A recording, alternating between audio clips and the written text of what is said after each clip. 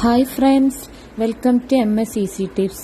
ഇന്ന് ഞാൻ നിങ്ങളോട് ഷെയർ ചെയ്യുന്നത് നമുക്ക് ചുമയ്ക്കും കഫക്കെട്ടിനുള്ള ഒരു ഒറ്റമൂലിയാണ്. അത് നമ്മുടെ ഒരു കഫ് സിറപ്പ് എന്ന് തന്നെ പറയാം. നമ്മൾ വീട്ടിൽ നിന്നും തയ്യാറാക്കുന്ന സിമ്പിളായ ഒരു കഫ് സിറപ്പാണ്. അപ്പോൾ നമുക്കിപ്പോൾ എന്ന് വെച്ചാൽ മഴക്കാലമാണ്. അപ്പോൾ നമ്മൾ വലിയവരായാലും നമ്മൾ കുട്ടികളായാലും എല്ലാവർക്കും നല്ല പനി, ചുമ, കഫക്കെട്ട് അങ്ങനെ എല്ലാം കൊണ്ടും ബുദ്ധിമുട്ടുന്ന ഒരു ടൈം തന്നെയാണ്. സ്കൂളൊക്കെ തുറന്ന് കുട്ടികൾക്കായാലും എപ്പോഴും പനിയൊക്കെ പിടിച്ച് ചുമ, കഫക്കെട്ടൊക്കെ ഏറി നല്ല ചുമയൊക്കെ ഉള്ള ടൈം ആകുമ്പോൾ നമ്മൾ പുറമേ ഒന്നും നിന്ന് വാങ്ങുന്ന സാധനങ്ങളൊന്നും ഞാൻ ഇതിൽ ആഡ് ചെയ്തിട്ടില്ല. നമ്മുടെ ചുറ്റുപാടുള്ള നമ്മുടെ ഔഷധ സസ്യങ്ങൾ കൊണ്ട് തന്നെ നമ്മൾ ഉണ്ടാക്കിയ ഒരു കഫ് സിറപ്പാണ്. അപ്പോൾ നമ്മളിത് സിമ്പിളായിട്ട് തന്നെ തയ്യാറാക്കിയിട്ടുണ്ട്. അപ്പോൾ ഇങ്ങനെയുള്ള ഒന്നാകുമ്പോൾ നമുക്ക് സൈഡ് എഫക്റ്റ് ഒന്നും പേടിക്കും വേണ്ട. അപ്പോൾ നമ്മൾ ഇത് തയ്യാറാക്കുന്നത് എങ്ങനെയെന്ന് നോക്കാം. അപ്പോൾ എന്റെ വീഡിയോയിലേക്ക് പോകുന്നതിന് മുൻപായിട്ട് എന്റെ വീഡിയോ നിങ്ങൾ ആദ്യമായിട്ടാണ് കാണുന്നതെങ്കിൽ എന്റെ വീഡിയോക്ക് താഴെ കാണുന്ന റെഡ് സബ്സ്ക്രൈബ് ബട്ടൺ ഒന്ന് ക്ലിക്ക് ചെയ്യുക. അപ്പോൾ തൊട്ടടുത്തൊരു കുഞ്ഞു ബെല്ലൈക്കൺ വരും, അതും കൂടി ഒന്ന് ക്ലിക്ക് ചെയ്യുക. എന്നാൽ മാത്രമേ ഞാൻ പുതിയ വീഡിയോസ് അപ്ലോഡ് ചെയ്യുമ്പോൾ അതപ്പോൾ തന്നെ നിങ്ങളുടെ ഫോണിൽ കിട്ടുകയുള്ളൂ. ഇനി നമുക്ക് തയ്യാറാക്കാം. അപ്പോൾ ഇതിനു വേണ്ടി ഞാൻ ഇവിടെ എടുത്തു വെച്ച സാധനങ്ങൾ ഇതൊക്കെയാണ്. നമ്മൾ കുറച്ച് കുരുമുളക് പൊടിച്ചു വെച്ചിട്ടുണ്ട്, അതേപോലെ തന്നെ നമ്മൾ ഏലക്ക എടുത്തു വെച്ചിട്ടുണ്ട്, അതേപോലെ ഗ്രാമ്പൂ, കറുവാപ്പട്ട, അതേപോലെ നല്ല ജീരകം, അങ്ങനെയൊക്കെയാണ് ഇപ്പോൾ ഞാൻ ഇവിടെ പൊടിച്ചു വെച്ചത്. പിന്നെ അതേപോലെ ഇത് പനങ്കൽക്കണ്ടമാണ്. അപ്പോൾ നമ്മൾ പഞ്ചസാര ചേർക്കാത്തതാണ് നല്ലത്. പിന്നെ ഇതിലേക്ക് ചെറുനാരങ്ങ വേണം. പിന്നെ ഇഞ്ചി ഒരു 100 ഗ്രാം ഇഞ്ചി എടുത്തു വെച്ചിട്ടുണ്ട്. അപ്പോൾ ഇത് നമുക്ക് എരിവൊക്കെ അത്യാവശ്യം വേണ്ടി വരും, അതുകൊണ്ടാണ് ഞാൻ ഈ അളവ് എടുത്ത് വെച്ചത്. പിന്നെ നമുക്കിതാ നാച്ചുറലായിട്ട് തന്നെ നമുക്കിതാ പനിക്കൂർക്കയില, അതേപോലെ തുളസിയില അതാ നീല തണ്ടോട് കൂടിയ കൃഷ്ണ തുളസിയാണ്. ഇതിന് പ്രധാനമായിട്ട് നമുക്ക് തുളസി എന്തായാലും വേണം.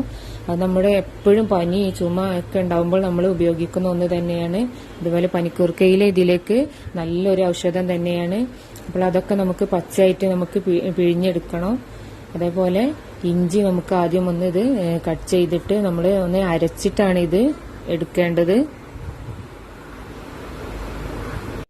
നമ്മൾ വീട്ടിൽ തന്നെ ഇഞ്ചി ഉണ്ടാക്കുന്നവരൊക്കെ ആണെങ്കിൽ ആ ഇഞ്ചി എടുക്കുന്നതാണ് വളരെ നല്ലത്. അത്യാവശ്യം എരിവുണ്ടാകും, നല്ല ഗുണവും ഉണ്ടാകും അങ്ങനത്തെ ഇഞ്ചി. അപ്പോൾ ഇത് ചെറിയ കഷ്ണങ്ങളാക്കിയിട്ടിട്ടുണ്ട്. അപ്പോൾ നമ്മൾ ആദ്യം ഒന്ന് വെള്ളമില്ലാതെ അരച്ചെടുക്കുക, കാരണം എന്നാലും നല്ലോണം നല്ല പേസ്റ്റായി നമുക്ക് കിട്ടണം ഇത്. ഇനിയിപ്പോൾ ഞാൻ ഇതിലേക്ക് ഇപ്പോൾ ഒരു 2.5 ഗ്ലാസ് വെള്ളം എടുത്തു വെച്ചിട്ടുണ്ട്. നമുക്കിത് ഉണ്ടാക്കാൻ ഒരു 2.5 ഗ്ലാസ് വെള്ളം വേണം. അപ്പോൾ നമ്മൾ ഇതിലേക്ക് കുറച്ച് വെള്ളം ഒഴിച്ച് കൊടുത്തിട്ട് നമ്മൾ ഇതൊന്നുകൂടി ഒന്ന് അടിച്ചെടുക്കാം. ഇനിയിപ്പോൾ ഇതാ വെള്ളം ഒഴിച്ചിന് നന്നായിട്ട് ഒരു അരിപ്പയിൽ വെച്ചിട്ട് നമ്മൾ കുറുമ്പ് കുടുങ്ങാതെ തന്നെ നമുക്കിതൊന്ന് വേസ്റ്റൊക്കെ ഒഴിവാക്കി നന്നായിട്ടൊന്ന് പിഴിഞ്ഞു മാറ്റാം.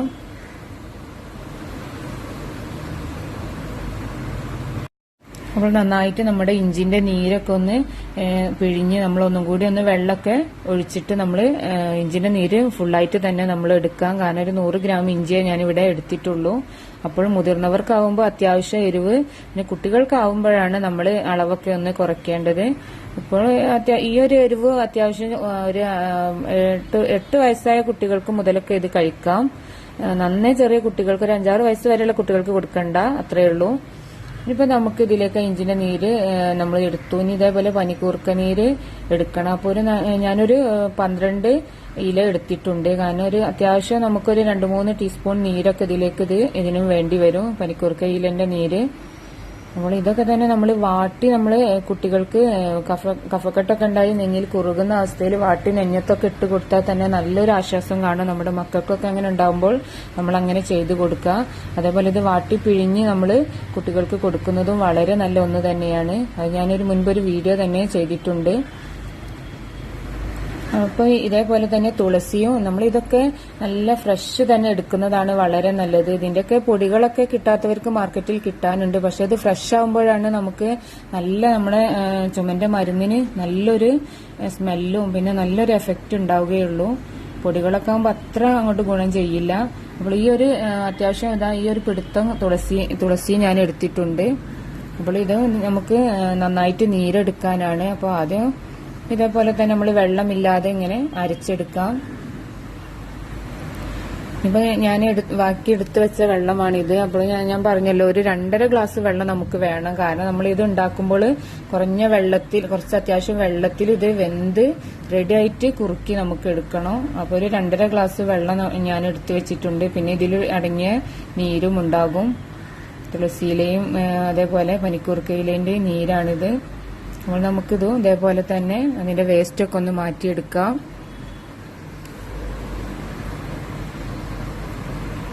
നന്നായിട്ട് വേസ്റ്റൊക്കെ മാറ്റിയിട്ട് നമുക്കിതൊന്ന് പിഴിഞ്ഞെടുക്കാം. ഇഞ്ചി പിഴിഞ്ഞെടുത്ത പോലെ തന്നെ. അത് കുട്ടികൾക്ക് നമ്മൾ എപ്പോഴും, കുട്ടികൾക്കൊക്കെ എപ്പോഴും ചുമ ഉണ്ടാവും. കാരണം ഈ മഴയൊക്കെ കൊണ്ടാണ് അവര് സ്കൂളിലൊക്കെ പോവുക. അപ്പൊ അവർക്കൊക്കെ തന്നെ നമ്മളിങ്ങനെ തയ്യാറാക്കി വെച്ചാൽ, നമ്മൾ എപ്പോഴും ഇങ്ങനെ പുറത്തുനിന്നുള്ള ചുമന്റെ മരുന്നൊന്നും വാങ്ങി കൊടുക്കണ്ട. അങ്ങനെയൊന്നും ഉണ്ടാക്കി വെച്ചാൽ നല്ല സൈഡ് എഫക്റ്റ് ഒന്നും ഇല്ലാതെ തന്നെ നല്ലൊരു മരുന്ന് തന്നെയാണ്. അപ്പോൾ ബാക്കി ഞാൻ എടുത്തു വെച്ച വെള്ളമാണ് അതിലേക്ക് ചേർത്ത് കൊടുത്തത്. ഇനിയിപ്പോൾ നമുക്ക് ഈ പൊടികളൊക്കെ ഒന്ന് ചേർത്ത് കൊടുക്കാം. അപ്പം കുരുമുളക് പൊടിയാണ് ഞാനിപ്പോൾ ഫസ്റ്റ് ചേർക്കുന്നത്.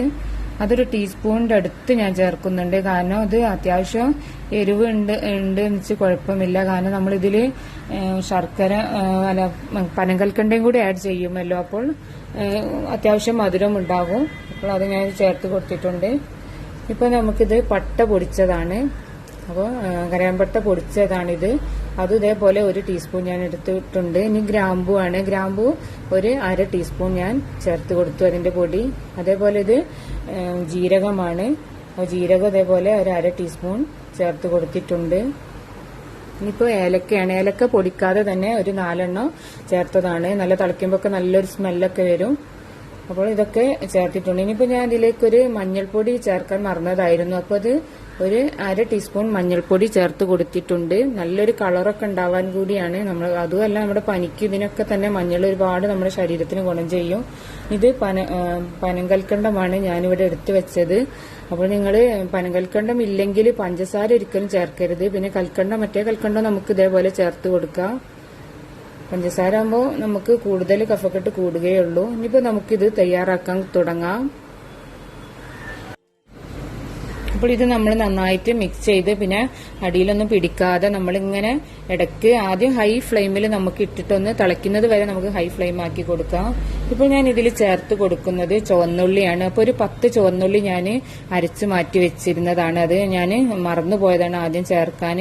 സാരമില്ല, ഒന്ന് തിളച്ചിട്ടേ ഉള്ളൂ. നമുക്ക് ഈ ടൈമിൽ അത് ചേർത്ത് കൊടുക്കാം. കാരണം നമ്മുടെ കഫൊക്കെ മുറിഞ്ഞു പോകാനും നമ്മുടെ ശരീരത്തിന് ഒരുപാട് ഗുണം ചെയ്യും ചുവന്നുള്ളി. അത് ഇടാൻ മറന്നുപോയതാണ്. അപ്പോൾ അതും ഇതിൽ കിടന്ന് നന്നായിട്ടൊന്ന് വെട്ടി തിളച്ച് റെഡിയാവട്ടെ. ഇനി നമുക്കൊരു സിമ്മിൽ നമ്മൾ തീ അത്ര ഓവർ ആക്കരുത്. അപ്പോൾ നമ്മുടെ കഫ് സിറപ്പ് അത്ര റെഡിയാവില്ല. നമ്മൾ നോർമൽ തീയിൽ ഇത് വേവിച്ചെടുക്കാം. അത്യാവശ്യം കുറെ ടൈം ഞാനിപ്പോൾ ഇത് ഇളക്കിയിട്ടുണ്ട്. അങ്ങനെയാണ് ഈ ഒരു കൺസിസ്റ്റൻസിയിലായത്. ഞാൻ ക്യാമറ കട്ട് ചെയ്തിട്ട് കുറച്ചു നേരം ഇത് ഇളക്കിക്കൊണ്ടിരുന്നിരുന്നു. അപ്പോൾ ഇത് ഈ ഒരു കൺസിസ്റ്റൻസിയിൽ നമുക്ക് കിട്ടണം. അപ്പോൾ ഒക്കെ വെന്ത് റെഡിയായി വന്നിട്ടുണ്ട്. ഇനി ഇത് നമുക്ക് ഓഫ് ചെയ്യാം. ഇതിലേക്ക് നമുക്ക് 2 സാധനം കൂടെയാണ് ചേർത്ത് കൊടുക്കാനുള്ളത്. അത് നമ്മൾ ഓഫ് ചെയ്തതിന് ശേഷമാണ് ചേർത്ത് കൊടുക്കുന്നത്. നല്ല തേനുണ്ടെങ്കിൽ തേനും ചെറുനാരങ്ങ നീരുമാണ്. അപ്പോൾ ഞാനിപ്പോൾ ഒരു 1/2 ചെറുനാരങ്ങന്റെ നീര് ഒഴിച്ചു കൊടുക്കുന്നുണ്ട്. കാരണം പിന്നെ നമ്മൾ ചൂടോടെ ഒരിക്കലും ഇതേപോലെ തേന് ഒഴിച്ചു കൊടുക്കരുത്. അത് നമ്മൾ വിഷമായി മാറുകയാണ് ചെയ്യുന്നത് എന്നാണ് നമ്മുടെ എല്ലാ പഠനത്തിൽ നിന്ന് നമുക്ക് മനസ്സിലായത്. അപ്പോൾ നമുക്ക് അത് ചൂടാറിയതിനു ശേഷം ഞാനിപ്പോൾ ഒരു 3 ടീസ്പൂൺ തേൻ ഒഴിച്ചു കൊടുക്കുന്നുണ്ട്. കാരണം തേനാകുമ്പോൾ നമ്മുടെ കഫത്തിനൊക്കെ ഒരുപാട് നല്ലത് തന്നെയാണ്. അപ്പോൾ നമുക്ക് ഷുഗർ ഉള്ള ആണെങ്കിൽ ഇത്ര തോനെ ഒഴിക്കണ്ട. ഞാനിപ്പോൾ ഒരു 3 ടീസ്പൂണ് തേൻ ഒഴിച്ചു. കാരണം അത് അത്യാവശ്യം ഒരു എരിവും മധുരവും പുളിയൊക്കെ ആയിട്ട് നല്ലൊരു ടേസ്റ്റ് ഉള്ള ഒരു ചുമന്റെ മരുന്ന് തന്നെയായി വരും. ഇത് നല്ലൊരു രുചിയും കൂടിയാണ് നമുക്കിത് കഴിക്കാനും. നമുക്കിതൊരു 1.5 ടീസ്പൂൺ വെച്ചൊക്കെ ഒരു 2-2.5 മണിക്കൂർ ഇടവിട്ടൊക്കെ ഇത് കഴിക്കാം. കാരണം ഒരു പേടിക്കേണ്ട ആവശ്യമൊന്നുമില്ല. നമ്മൾ പുറമേ നിന്ന് വാങ്ങിയ ഒന്നൊന്നല്ല, സൈഡ് എഫക്റ്റ് ഒന്നും ഉണ്ടാവുകയില്ല. അപ്പൊ എല്ലാവരും ഇതൊന്ന് ട്രൈ ചെയ്ത് നോക്കണം. പിന്നെ ഫ്രിഡ്ജിലൊക്കെ വെക്കുക. കുറച്ച് കൂടുതൽ ഉണ്ടാക്കുകയാണെങ്കിൽ, കുറഞ്ഞ അളവിലാണെങ്കിൽ നമുക്ക് 2-3 ദിവസമൊക്കെ പുറത്ത് വെച്ചാലും കേടുവരില്ല. അപ്പോൾ എൻ്റെ വീഡിയോ നിങ്ങൾക്ക് ഇഷ്ടമായിട്ടുണ്ടെങ്കിൽ ഒന്ന് ലൈക്ക് ചെയ്യാനും ഷെയർ ചെയ്യാനും ഫാമിലിക്കും ഫ്രണ്ട്സിനൊക്കെ ഒന്ന് ഷെയർ ചെയ്ത് കൊടുക്കാൻ മറക്കരുത്. അപ്പോൾ ഇതുവരെ എൻ്റെ MSCC ടിപ്സ് നിങ്ങൾ സബ്സ്ക്രൈബ് ചെയ്തിട്ടില്ലെങ്കിൽ ഒന്ന് സബ്സ്ക്രൈബ് ചെയ്യുക പ്ലീസ്.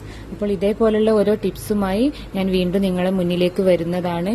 ഈ അറിവ് നിങ്ങൾക്ക് ഉപകാരപ്രദമാവട്ടെ എന്ന് ഞാൻ ആശംസിക്കുന്നു. സബ്സ്ക്രൈബ് ചെയ്തിട്ട് ബെല്ലൈക്കൺ ഓൺ ആക്കാൻ മറക്കരുത്. എല്ലാവർക്കും നോട്ടിഫിക്കേഷൻ കിട്ടുന്നത് കുറവാണ്, അതുകൊണ്ട് അതും കൂടി ഒന്ന് മറക്കരുത്. അപ്പോൾ ഇതേപോലുള്ള വീണ്ടും ഓരോ ടിപ്സുമായിട്ട് ഞാൻ നിങ്ങളുടെ മുന്നിലേക്ക് വരുന്നതാണ്. അപ്പോൾ ഫ്രണ്ട്സ്, താങ്ക്സ് ഫോർ വാച്ചിങ്.